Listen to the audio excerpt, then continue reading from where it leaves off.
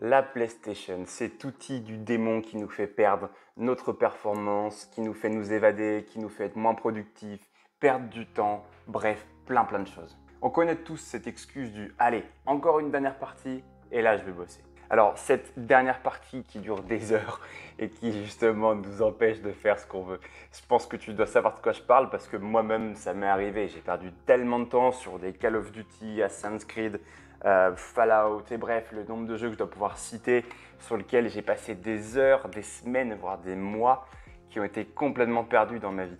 Alors, pour la petite histoire, fait intéressant, j'ai pas mal joué à la console durant la fac. Je suis tombé avec un coloc qui avait une PS4 qui m'a laissé y accéder. Après, je suis parti tout seul dans un appartement et il est arrivé une chose. En allant une fois à une soirée en boîte, j'ai gagné une PS4. Et tu peux le voir sur la photo qui est juste là. Donc malheureusement, malgré mes tentatives d'arrêt, j'ai été un petit peu remis dans le truc. Et voilà. Bon, pour la défense, je ne suis pas si petit que ça, c'est juste que mon pote est super grand. Voilà, je dois vous prévenir surtout, toi qui regardes cette vidéo. Honnêtement, je sais à quel point c'est chronophage et qu'il est dur de lutter contre la tentation d'aller jouer à la console. Et dans cette vidéo, je t'explique comment est-ce que du coup j'ai réussi à arrêter ça, à ne plus jouer à la console, voire quasiment pas du tout. Et je t'explique tout ça dans cette vidéo. Dans un premier temps, je voudrais te parler du pourquoi est-ce que la PS4, 5, 2, 3, 1, même des Xbox et compagnie, pourquoi est-ce que la PlayStation est ton ennemi. Et pour ça, j'ai trouvé 5 raisons importantes. La première, c'est ce que j'appelle la vie par procuration. Alors, qu'est-ce que c'est? C'est simplement le fait en fait d'avoir une vie toute pourrie, de ne pas aimer sa vie et de vouloir se projeter dans l'univers dans lequel on joue. En fait, pour faire très simple, c'est juste s'évader et ne plus penser à notre vie qui est un peu dure pour en trouver une autre qui est beaucoup plus simple, celle des jeux vidéo.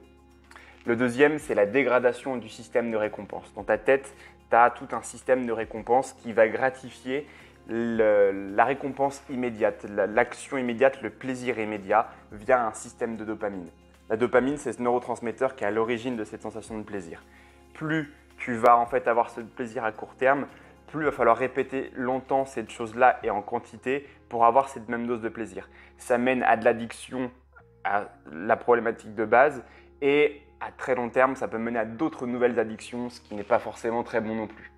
Bien évidemment, le troisième, c'est la perte de temps, c'est extrêmement chronophage, et du coup, il y a d'autres choses qui sont bien plus intéressantes et importantes que de jouer à la console. Quatrième, qui d'ailleurs va être très lié au cinquième, mais j'y viendrai, c'est que ça défonce notre production. Vu qu'on perd du temps, et du coup on ne travaille plus, on ne fait plus les choses qui sont importantes tous les jours dans notre vie. Et le cinquième, du coup, c'est que ça augmente notre diversion et ça baisse notre productivité.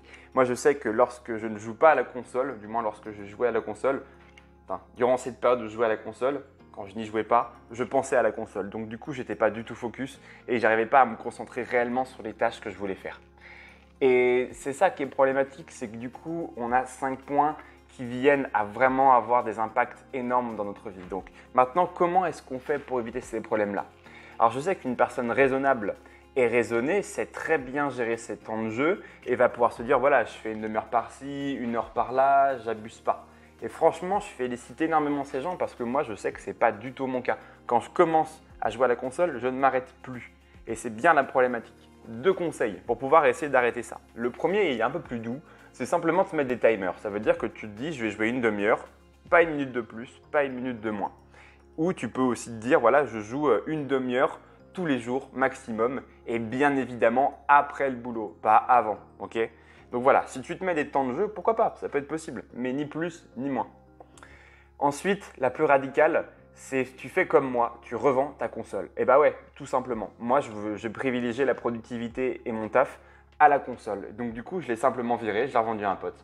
Et au passage, désolé à ce pote-là qui lui a perdu de l'argent, du temps et bien évidemment sa productivité dans le deal. Quelles sont maintenant les alternatives à la console? Parce qu'il y a 2 points importants pour trouver une bonne alternative. La première, c'est que ça soit divertissant. On cherche quand même à échapper un petit peu à notre quotidien malgré tout, mais il ne faut juste pas en abuser. Donc premier point. Deuxième point, c'est que ça doit être ludique.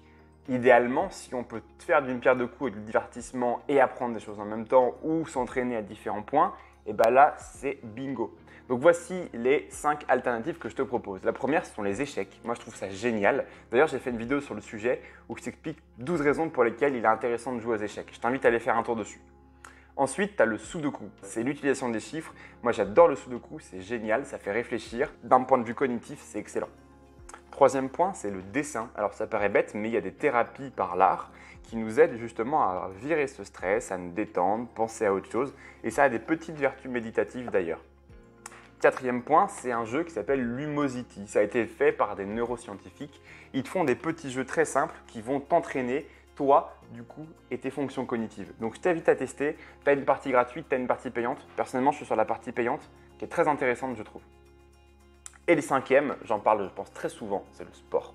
C'est une excellente façon de se divertir, de se changer les idées et en plus d'avoir un impact extrêmement fort sur le corps puisque c'est clairement notre corps qui nous mène aussi à notre productivité. N'oublie pas quand même que ta PlayStation est facilement remplaçable et qu'elle, en fin de compte, ne t'amène vraiment pas grand-chose du tout. Il y a eu des petites études qui montraient que les jeux d'action avaient un impact, mais c'est ridicule par rapport à d'autres choses qu'on peut mettre en place pour pouvoir avoir des résultats intéressants. Donc maintenant, c'est fini pour cette vidéo. J'aimerais bien savoir ce que tu décides de faire. Est-ce que tu vas continuer? Est-ce que tu vas réduire ton temps de jeu? Ou est-ce que tu vas faire comme moi et revendre ta console?